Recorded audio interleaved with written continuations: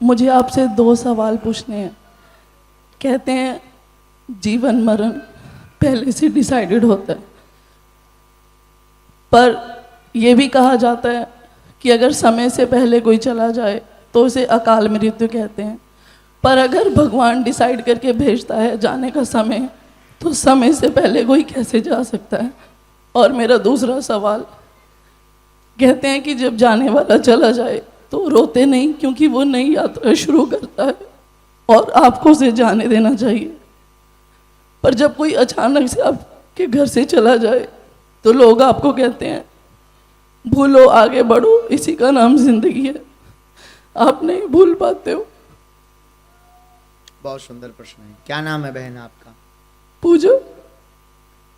इसको तर्क पर तो उतारना बहुत कसौटी की बात है, पर प्रश्न बहुत प्यारा है। एक होती मौत, एक होती अकाल मौत।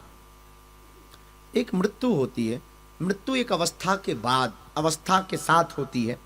जब व्यक्ति की बहुत अवस्था हो जाती है और मृत्यु होती है तो उसको मौत कहते हैं। लेकिन एक होती है साधनों के कारण, दैहिक कारण, दैविक कारण या भौतिकीय संसाधनों के कारण कोई ऐसी घटना घट जाती है कि शरीर छूट जाता है, उसको अकाल मौत कहते हैं।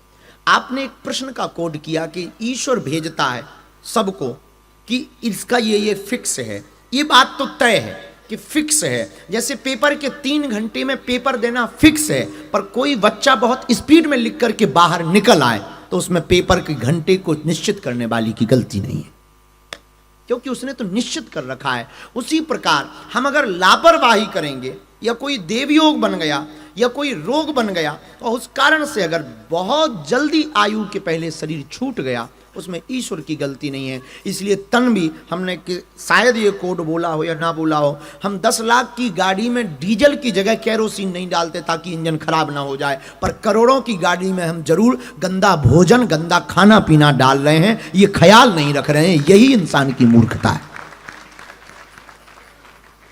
तो इसको अकाल मौत कहते। दूसरा प्रश्न आपने किया कि जो चला जाता है उसको भूल जाना चाहिए, वरना उसको कष्ट पहुंचता। शायद ऐसे ही था। देखिए, संसार में सब कुछ भूला जा सकता है और भारत को और दुनिया को भूलने की बहुत बेहतरीन आदत है और भूल ही जाते हैं लोग। कुछ लोग हैं जो भूल करके भी भूल नहीं पाते हैं। और बात ये नहीं है कि आपके याद करने से वो वापस आएगा, पर लोग और शास्त्र और ऐसा मत कहते हैं कि हम बार बार किसी को याद करें तो उसकी आत्मा आकर्षित होती है, अतृप्त रहती है, फिर वो पुनर्जन्म की यात्रा में बाधक हो जाता है, थोड़ा देरी से पुनर्जन्म होता है। इसलिए जीवन में आना जाना एक क्रम है, यहाँ कोई परमानेंट नहीं है, सब कुछ छूटता है, तन का कपड़ा भी छूटता है, एक दिन तुम्हें भी छूटना है। इसलिए हमको ईश्वर की गति मान करके आगे बढ़ देना चाहिए, इस बात को ही मानना चाहिए। धन्यवाद। जय श्री राम महाराज जी। मैंने अभी एक व्यक्ति से सुना कि फिजी वाले जो हैं यहाँ अपने घर पर झंडा नहीं फहराते और उनका हनुमान जी का मुहूर्त नहीं होता बाहर। मैं कहता हूँ कि ये गलत है। इन्होंने जो देखा असली नहीं देखा। जितने फिजी वाले लोग हैं यहाँ पर, फिजी वाले हैं, उन्होंने सब अपने घर पर हनुमान जी का झंडा फहराया हुआ है और उनका सब कलश है। एक बात है महाराज, धन्यवाद। मैं यही का कहना चाहता था। पहले हम इस प्रश्न को पूरा कर दें। आपने जवाब दिया है। उन माता जी ने ये कहा कि जैसे मॉरिशस में सभी लोग, सभी हिंदू अपने घर पर हनुमान जी का मंदिर और दरवाजे पर ध्वज लगाते हैं, वैसे ही ऑस्ट्रेलिया में करना चाहिए। उन्होंने फिजी नहीं कहा। नहीं फिजी ऐसे ही है। अरे फिजी मैं मानता हूँ। ऑस्ट्रेलिया बोला ना। लेकिन ऑस्ट्रेलिया में फिजी डायरेक्ट नहीं कहा। तुम काहे को खुजली मचा रहे हो? नहीं महाराज, ये गलत है महाराज, एक गलत है, ऐसा नहीं कहना चाहिए। हमारे जो है यहाँ हिंदू इंडिया से है, फिजी से है। सुना ही नहीं माई बाप, उन्होंने कहा ऑस्ट्रेलिया में रहने वाले हिंदू मॉरिशस वालों की तरह अगर मंदिर बनाते हैं तो बहुत अच्छा होगा। हमारे मॉरिशस में मंदिर सब घर के बाहर रखते हैं। ना उन्होंने इंडिया कहा, ना उन्होंने फिजी कहा, उन्होंने ऑस्ट्रेलिया और मॉरिशस ही मात्र 2 कंट्रियों का नाम लिया। जो लगा रहे हैं उनको थैंक यू। आए कहाँ जो नहीं लगा रहे हैं वो लगा ले बे। जय श्री राम गुरुजी। हाँ जय श्री राम। गुरुजी मेरी मम्मा भी पिछले साल यहाँ आप एक ही घर से हैं ना? नहीं, मगर सवाल इन्हीं के जैसा था इसलिए मैं इनके पास आ गई। हाँ, सवाल बहुत धैर्यता के साथ बोलें। आप रोएंगी तो आपका प्रश्न नहीं हो पाएगा, प्रश्न नहीं हो पाएगा। मेरी मम्मा आई थी यहाँ पर, वो बिल्कुल स्वस्थ थी, कोई बीमारी नहीं, कुछ नहीं। सिर्फ 1 महीने के बाद ही वो यहाँ अचानक से चली गई। वो गुरुजी वो ठीक है, मेरे घर में गई है तो मुझे चैन नहीं आता, मेरे को समझ आता है। आपकी कौन थी वो? मम्मी। बहन देखो, बात बहुत गंभीर है और निश्चित रूप से ये कष्ट है कि माताजी का शरीर पूर्ण हुआ, इसमें कोई संदेह। पर इस घर में जाएं या उस घर में जाएं, जाएंगी तो आपके ही घर से। जी, जी। ये मन से आप दुख त्याग दो कि आपके घर से गई। कौन दो घर तुम्हारी?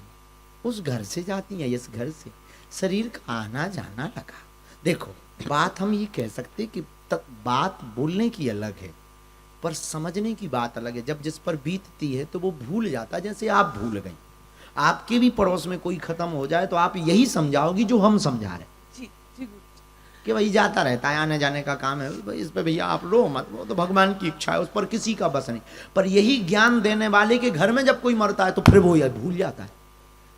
तो ये सिद्धांत है, इसलिए हम आपको ये बात बहुत तार्किक रूप से बोले कि जो तो गया है उसमें आप दोष अपना ना माने। क्या दो, तुमने तो मारा नहीं उन्हें, तो फिर काहे को अपना दोष बना करके बोझ लेकर जी रही हो? संसार में आना जाना लिखा ही है, आपको हमको जाना। पर गुरुजी उनका जाने का कोई सबब तो होता है जाने का। वो बिल्कुल स्वस्थ थी, उनको उसका कारण के लिए दरबार में बैठना, ये विषय दरबार का है। ठीक है, धन्यवाद जी गुरुजी, धन्यवाद। औरों को आध्यात्मिक प्रश्नों के लिए माइक दिया। सीताराम शास्त्री जी, मैं इधर आपके दाएं हाथ से। सीताराम शास्त्री जी। भाई साहब राम राम। राम राम जी, राम राम राम राम राम राम करते हुए सिडनी आ गया शास्त्री जी। हनुमान जी का नाम लेके वन उपन मन गिरिगिरे माही तुमरे बल हम डरपत नहीं, इनका नाम ले लेके बहुत जगह गया। आपसे एक छोटा सा मार्गदर्शन लेना था शास्त्री जी। मार्गदर्शन ये था कि अध्यात्म के रास्ते में अपने अध्यात्म के ऊपर ध्यान दूं, अपने अध्यात्म के ऊपर ध्यान दूं, या जग कल्याण पुरुषार्थ या परोपकार पे ध्यान दूं, या सनातन के प्रचार पे ध्यान दूं। इसमें से सबसे पहले किस में ध्यान दूं? पहले तो तुम अपने आप पे ध्यान दो। तो अपने पुरुषार्थ पे ध्यान, नहीं उत्तर सुनो। पहले तुम अपने आप पे ध्यान दो, फिर पुरुषार्थ करके जो अर्थ निकले उसे परमार्थ में लगाओ। सो संसार पे ध्यान हो गया। अपने आप पे ध्यान करोगे तो जाग गए, मतलब प्रबुद्ध हो गए, मतलब चेतना संपन्न हो गए। तो पहले तुम अपने आप पे ध्यान दो, फिर पुरुषार्थ पे ध्यान दो, क्योंकि बिना लक्ष्मी के कोई पूछता नहीं है। पुरुषार्थ पर ध्यान दोगे तो अर्थ मिलेगा, अर्थ को तुम परमार्थ में लगा दोगे तो जगत का कल्याण हो जाएगा। Welcome to you. चलिए इस तरफ का माइक भैया क्या है, लुढ़क रहा है क्या? राम राम गुरुजी। राम राम। गुरुजी आपके लिए कड़ी चावल लाया था। तुम्हें कड़ी चावल पूरी सिडनी में मिले? आपको अच्छे लगते हैं ना, इसीलिए। अच्छा, थैंक यू वेरी मच। ले आओ बेटा, पहुंचा दो। हाँ जी, जी बहना। जय बागेश्वर धाम की जय। गुरुजी मेरा वो सिर का दर्द बहुत 3 इयर्स एगो से है, तो डॉक्टर किसी ने कुछ पता नहीं लगाया, आपके मिलने के लिए मैं आया हूँ। 2 दिन हुआ मैं आप कहाँ से आया हो? एक्चुअली मेरा कंट्री तो भूटान है। भूटान से आया हो आप? Yes please. अब सिर का दर्द वाला अभी क्लिनिक खुला नहीं है हमारा। जो दरबार लगता है वो अभी 3 लगा। साल से बहुत सफरिंग में हूँ। ठीक है, हम आपको भभूति देते हैं। अभी आध्यात्मिक प्रश्नोत्तरी चल रही है, तो अभी सिर का दर्द तो भभूति हम दे रहे हैं और वो क्लिनिक अभी खुला नहीं है दरबार वाला। बागेश्वर धाम आप आइए, पर भभूति से आराम लग जाएगा। हम बालाजी से प्रार्थना करते हैं आशीर्वाद। Thank you so. लेके जाती है मंदिर में, तो भगवान सच्ची में कहाँ है और कहाँ मिल सकते हैं? वाह, ताली बजाओ जोरदार। क्या नाम है तुम्हारा? परी। हाँ, अब तुम्हारी माँ कितनी विचित्र है। क्या? तुम्हारी माँ कितनी विचित्र है, कहती मन में है ले जाती मंदिर, बहुत ही। है ना? हाँ, देखो गड़बड़ हो गई। उत्तर सुनिए, भगवान मन में ही है, पर मन में कैसा है ये देखने के लिए मंदिर बनाया गया है। अब आंखें बंद करोगे तो अंधेरा दिखाई देगा, हाँ या ना? हाँ। अब अंधेरे में भगवान को कैसे देखोगे? तो उजाला चाहिए। उजाले चाहिए तो भगवान कैसा है ये पता भी तो चाहिए। सिडनी में हमारा मित्र रहता है, पर कहाँ रहता है उसके लिए पता तो चाहिए, और कैसा है पता ना हो तो कैसा है ये पता तो लग जाए। तो मंदिर जाकर ये पता लग जाता है कि भगवान लगभग ऐसा है, और वही फिर मन में खोज लिया जाता है तो प्राप्त हो जाता है। लेकिन तुम्हारी माँ विचित्र है, इसलिए विचित्र के कहती मन में है ले मंदिर जाती। पर आप मंदिर जाइए, मंदिर में विग्रह को देखिए, प्रभु को देख करके मन में उनको प्रकट कीजिए। Thank you. जय श्री राम गुरुजी। जय श्री राम। इधर है, हमने देख लिया। हाँ, मेरा क्वेश्चन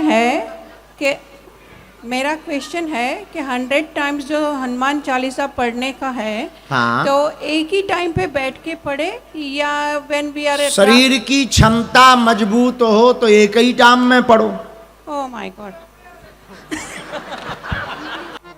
नित्य क्रिया करने जाते थे, नित्य क्रिया समझ गए? पेट साफ करने नित्य क्रिया करने जाते थे। नित्य क्रिया से बचे हुए पहले के जमाने में, अब आजकल तो यहां तो और खतरनाक परंपरा है, जल की आवश्यकता नहीं है।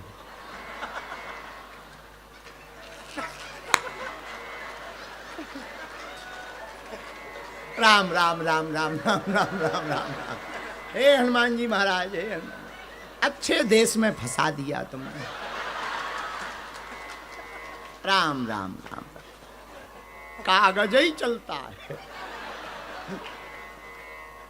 कागज का बड़ा कमाल है। ये कागज हर दफ्तर में चलता है। राम राम। हमारे भारत की प्राचीन परंपरा, अभी भी भारत में जल पानी लेकर जो तुलसीदास जी जाएं लोटा में, जो बचे उसको एक पेड़ की जड़ में डाल दें।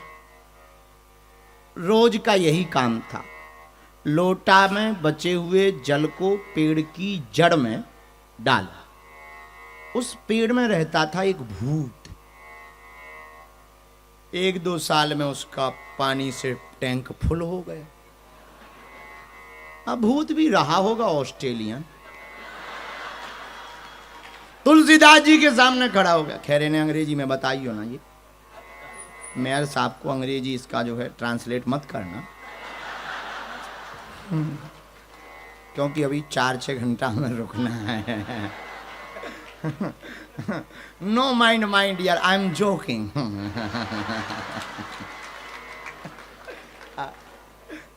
तो एक प्रेत रहता था पेड़ में। तुलसीदास जी की रोज की आदत, जल को डाल दें उस पेड़ में, वह प्रेत प्रकट हो गया। बोले तुमने हमारी तृप्ति की, मांगो क्या चाहते हो। तुलसीदास जी बोले क्या दे सकते हो। प्रेत बोला कुछ भी, एनी हाउ, कुछ भी। तुलसीदास जी बोले तो अगर तुम कुछ भी दे सकते हो तो राम जी के दर्शन करवाओ। उनको तो एक ही ललक थी, आंखों में आंसू रहता था तुलसीदास जी के।